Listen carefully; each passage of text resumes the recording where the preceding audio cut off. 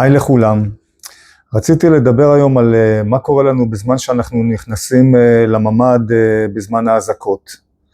רובנו הופכים להיות קצת לחוצים, חלקנו אפילו חרדתיים.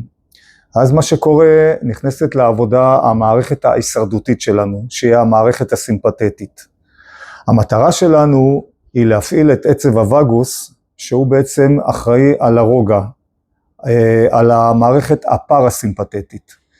ואנחנו יכולים לעשות את זה על ידי מספר תרגילי נשימה. אז אני אראה לכם כמה תרגילים, וכל אחד שינסה את זה ויראה למה הוא מתחבר. אז הדבר הראשון שאני עושה, זה נקרא שיטה של 4-2-8. זה אומר שאני לוקח אוויר לריאות במשך 4 שניות, מחזיק למשך 2 שניות את האוויר, ואז מוציא דרך הפה כמו שאני מכבה נר. אני לוקח תמיד את האוויר, שואף אותו דרך האף, ואני שואף אותו עמוק לתוך הבטן שלנו. זה נקרא נשימה שרפתית. זה הולך ככה. אני שואף,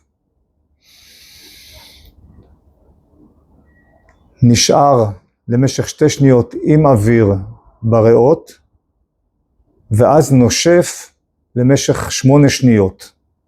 אבל הנשיפה היא דרך הפה, כמו שאני מכבה נר.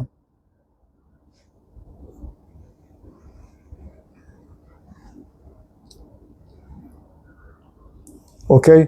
מחזור של בין 10 ל-20, זה בערך מתחיל לעבוד אחרי 1 או 2 שעושים את זה.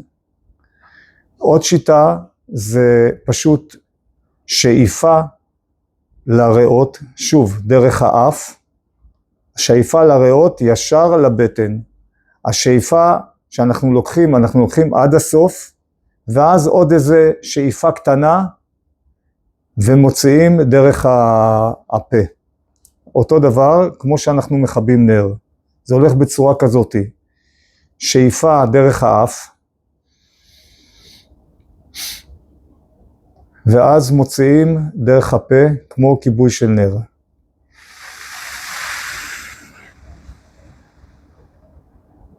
הנשיפה היא כמה שיותר איטית וארוכה. אלה 2 שיטות שאת שניהם אפשר לעשות בין 10 ל-20 מחזורים. למי שמתרגל יוגה ומדיטציות, אפשר פשוט לשבת, לעצום עיניים, לשאוף ולנשוף. שאיפה דרך האף, שאיפה כמובן איטית מאוד ועמוקה. אנחנו מנפחים את הבטן, זאת שאיפה שרפתית, ונשיפה גם כן דרך האף, איטית וארוכה, אם אפשר אפילו הרבה יותר ארוכה מהשאיפה שלנו.